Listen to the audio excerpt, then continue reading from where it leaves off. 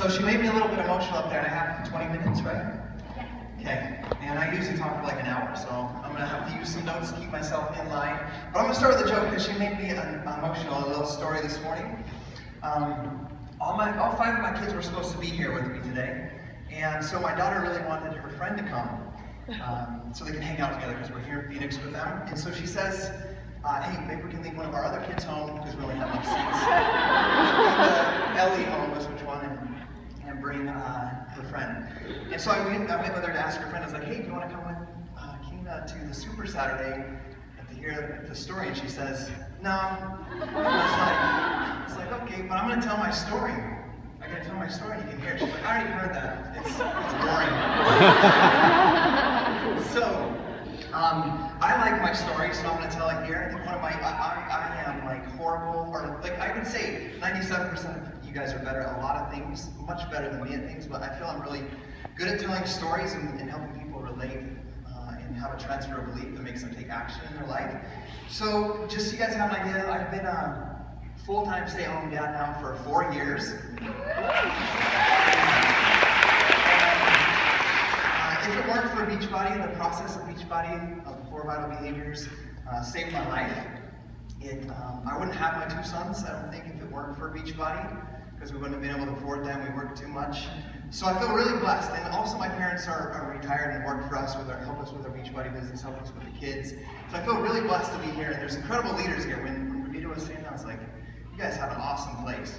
Awesome place to surround yourself with great people. And so, you know, it always wasn't like that. You know, being a part of the Million Club and seeing Stephanie achieve that and Ravita's achieve that, that was the easiest thing I ever did in Beachbody. The hardest thing was believing that it was possible for someone like me. Because I grew up my whole life thinking that I was a failure, that I was never good enough, and just through experiences when you're a kid, you start to build a limiting belief about what's possible for you. And I had low self-esteem growing up, and I never thought it was possible for me to have happiness or success in my life. And so that held me back 8 months from being a coach. I fell in love with P90X, I fell in love with sharing it with people, but I was afraid to have another failure. Like I was moving up through my job, 12 hours a day with my wife at work, and I was like, I felt that's all I deserved. Like I could pay the bills, but that's what I deserved because I didn't feel worthy of success because of some of the mistakes I made in my past.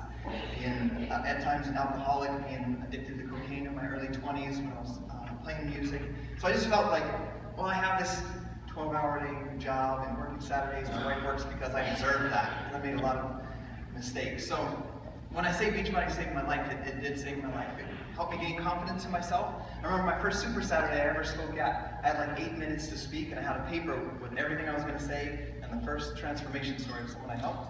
And I lasted about 3 minutes. I'm shaking like this. And it lasted 3 minutes, and I didn't even share the photo. And that was the whole thing I wanted to share. Was how I love helping people get results. So that's kind of my story. And like Ricky says, I have been extremely consistent. I've shown up for 5.5 years, every single day, no matter, despite what's going on in life, the struggles, the trials of raising 5 kids, of everything that happens. And we all have bad things happen in life, and trials come up. But I've stayed consistent. And I always wondered, so today I'm going to deliver more of I'm usually a preacher and storyteller, but I'm going to tell some stories, but I'm going to deliver some ideas for you guys that will help you guys stay consistent and disciplined to your goals and your dreams. So I remember, I always used to question and ask myself, like, why can't people stay committed? Like, the 4 vital behaviors are so simple. How come they can't stay committed to their goals? How come they can't just do it? Like, show up every day, just do your workout, drink your Shakeology, invite people to join them, post on social media, and do your personal development. I just didn't understand it. And then it was one day I realized that it wasn't a lack of, let's say, discipline. It was a lack of purpose. They don't have a purpose or a bigger reason for what they're doing, which is why they're not drawn and pulled forward to stay active in building that and going after that goal or that dream. So how many of you guys here have a big goal with Beachbody? Raise your hand, I want to see. Almost all of you guys. And so I fully feel in life that God places goals and dreams in our life, and there's a way for us to achieve them, but we got to have faith in Him and then put in the work. So there's a story that I use in my life that I'm going to briefly share with you guys so you can understand kind of how I think. It has to do with the 3 bricklayers, and there's these 3 bricklayers, and they all do the same job. They all get paid the same amount of money. and we'll just say it's $5 a day, and their job is to lay bricks. And so this guy comes up to them, and the first guy, he's laying bricks, and he's just, he's grudgingly doing it. You guys know that guy at work. It's just like, another day, living the dream, another day in paradise. Complaining about the heat, complaining about how much he's sweating and the blisters on his hand. That's what the day looks like for him. And when you're around him, that's all you hear. So he's not happy doing his job. He makes his $5, he comes, and he's complaining about it all the time. So he goes to the next guy, and he's laying bricks just the same. But he's not really complaining, he's just doing it. He's just doing his job, showing up every day, and he goes up to him and he says, "Hey, what do you do?" He says, "I lay bricks, and I'm building a wall." And so he's like, "Oh, that's interesting." But he's not complaining, but he's doing his job. He sees the other guy, and he's whistling, he's like talking to people, he's smiling, he's engaging with people at his job. He's doing the same thing, he's laying bricks. So he goes up to him and he says, "What is it that you're doing?" He says, I'm laying bricks and building this wall, but I'm building this grand cathedral. And one day, thousands of people are going to come and worship God here. My family's going to come here, and thousands of people for generations are going to come worship in this cathedral." And so it made sense to him at that point why he was happy doing his job, because he had a bigger purpose and meaning to what he was doing as he was doing his work. They all got paid the same amount. They all had the same job, but one was happy doing it. And so I look at that and look at my Beachbody business, and if you don't have a bigger purpose or meaning, like the daily activities of Facebook messaging or any of the things we do as coaches can seem boring or not fun if you don't have a bigger purpose and meaning to it. So that's one of the things that I want you guys to think about, is which of those three bricklayers are you? And I want you to get excited and have a bigger purpose and vision so that you can stay committed to it, but then you can have fun doing it. Because this business is so simple. If you can be confident in where you're going and your mission as a coach and have fun with it, that's what's going to attract people to want to be a part of what you're doing. If you're grudgingly doing it, laying bricks in that manner, nobody's going to want to no one's going to want to be a part of that with you. So I want you guys to think about that. Which bricklayer are you? So write down in your notes so you can later go back to your goals and your dreams or your vision, whatever it is, and get more clear about that so you can know why it is that you do what you do. So why is it that I do what I do? Like, why am I here today wanting to share with you guys? Why am I in 2 weeks doing a team retreat where Brigitta's coming out, and Eric and Barton and some of our coaches? Because I love doing what I do. And like I told you guys, I fell in love with P90X. I was sharing it with everybody. I was super passionate about it. It gave me self-esteem. I was proud of myself. It was like, I felt like my entire life I put my energy into bad habits to make me fit in to different crowds. And so with Beachbody, I felt like I had like a good place to put my energy and create good habits and do good, and I began to see self-worth, and I began to be proud of who I was. And that completely, like I said, when I said the process changed my life, that's when it really began to change my life. But I was afraid for 8 months to join as a coach. It took me 8 months from when I found out about Beachbody that I could be a Team Beachbody coach. And it was really because I had fears and doubts. I saw, like my coach Lindsay, seeing success. I saw others. I saw Danielle seeing success. And I didn't feel worthy of that success, that it wasn't for me. I felt that I worked 12 hours a day. How could I find time to do this with my wife working at nights and raising 3 little girls by myself at night? And so that held me back for 8 months. But the day that I joined Team Beachbody was April 11th, 2011.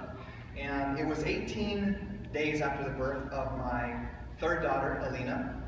And I remember getting to work just before 5 in the morning, and I ran the shipping and service department. And I remember every day I picked up my mail from the lockbox, because life was so busy.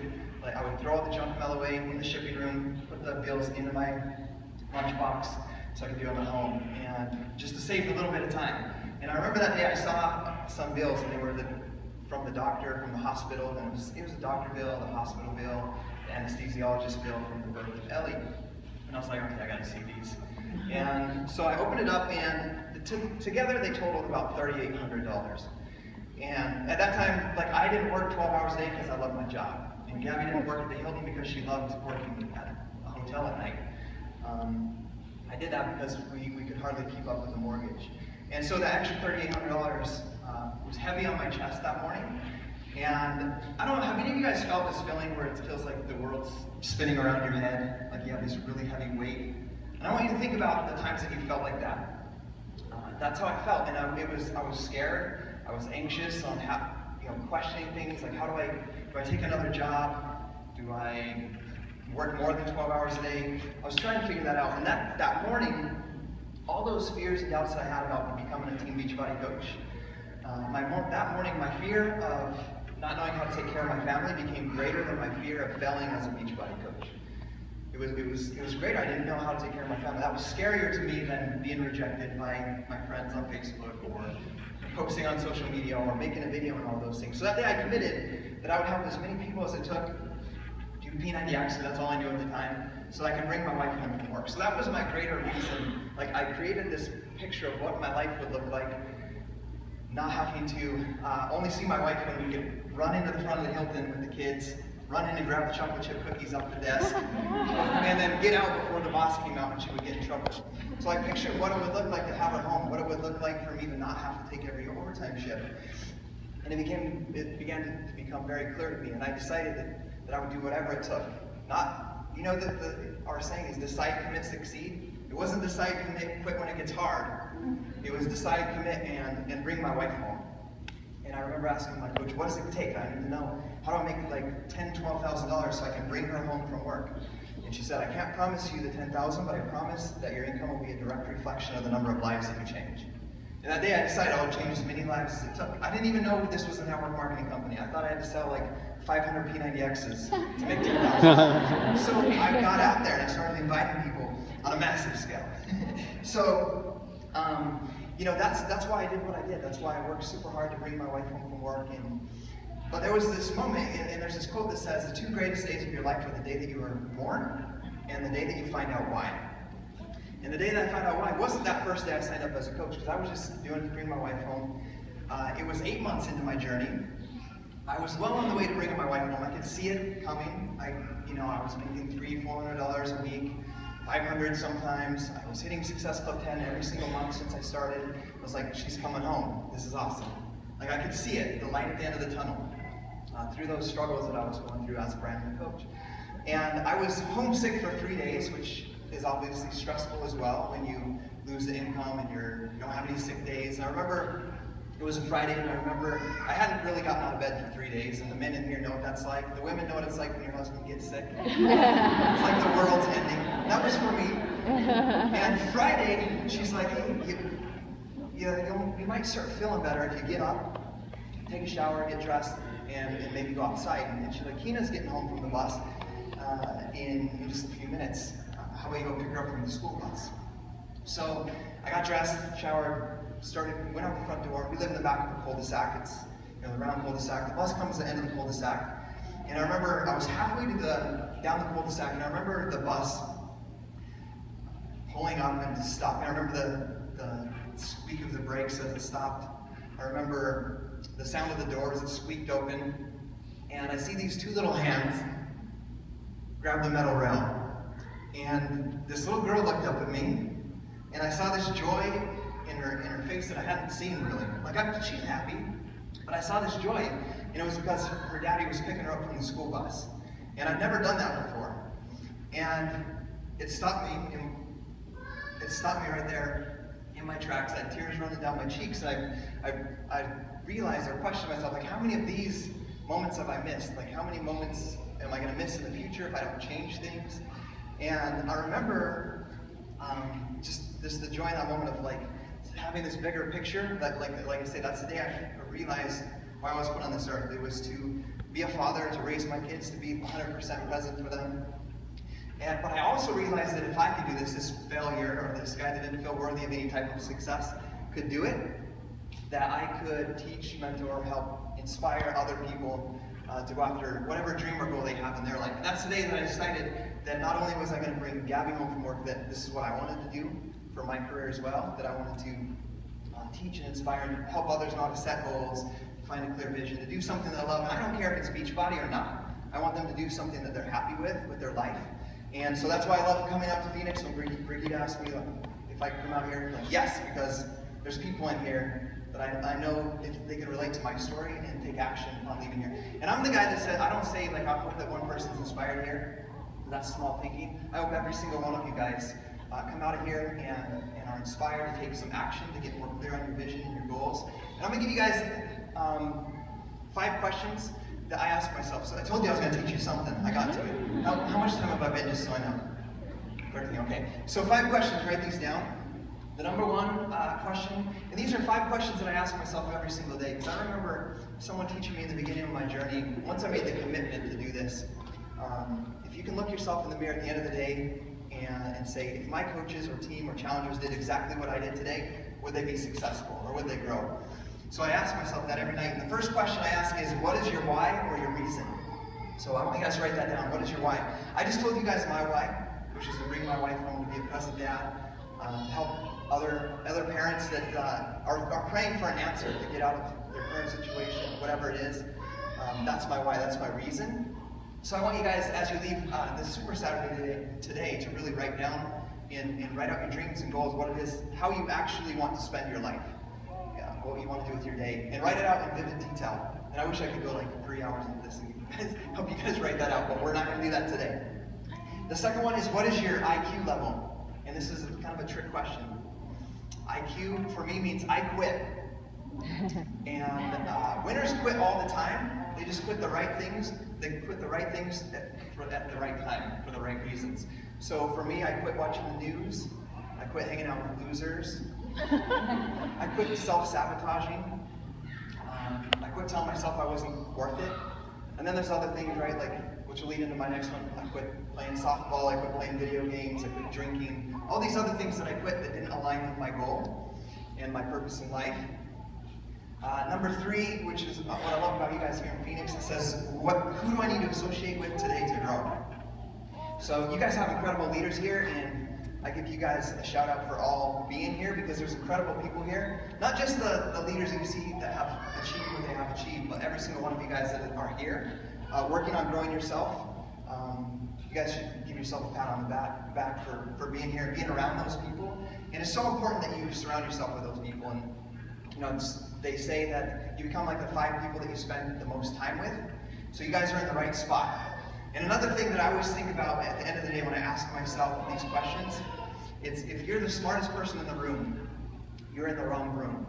And so ask yourself daily, are you surrounding yourself with people that can help challenge you to grow? And if you're not, you need to make sure that you get yourself into those situations.